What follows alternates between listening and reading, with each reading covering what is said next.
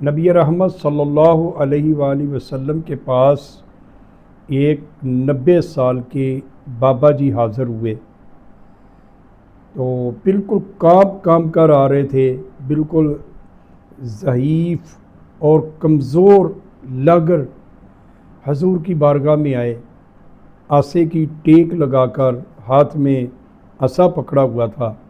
تو بڑی مشکل سے لڑکھڑاتے ہوئے حضور کی بارگاہ میں حاضر ہوئے اور عرض کرنے لگے، سیدی یا رسول اللہ صلی اللہ علیہ وسلم، اب میں بالکل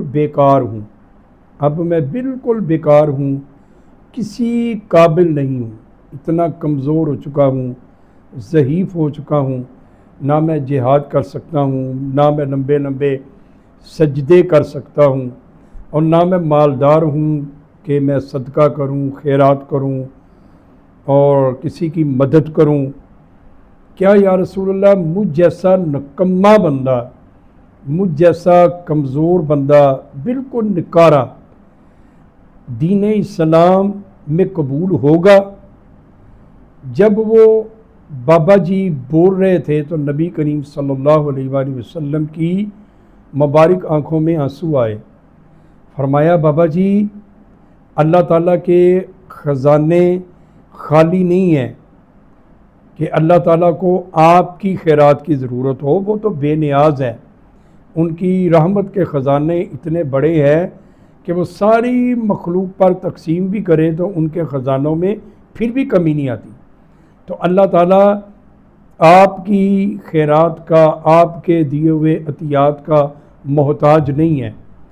اور نہ ہی دین اسلام کو آپ کے جہاد کی ضرورت ہے کہ آپ ہی تلوار پکڑیں گے تو دین اسلام کو تقویت ملے گی اور دین اسلام غالب آئے گا۔ اللہ تعالیٰ نے بے شمار دین اسلام کے مجاہدین پیدا کیے ہیں، آپ تلوار نہ بھی اٹھائیں گے تو انشاءاللہ پھر بھی دین اسلام پوری دنیا پر غالب ہوگا۔ اور بابا جی، اللہ تعالیٰ کو آپ کی عبادت کی ضرورت نہیں ہے، اللہ تعالیٰ کی بارگاہ میں کہ تو لمبے سجدے کرے گا تو پھر اللہ تعالیٰ کی شان اور بلندیاں بڑھیں گی۔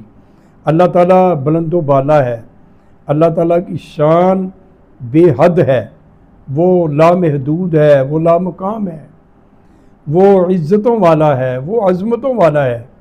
کسی کی عبادت کرنے سے اللہ کی عظمت نہیں بڑھتی، بلکہ وہ بندے کی عظمت بڑھتی ہے۔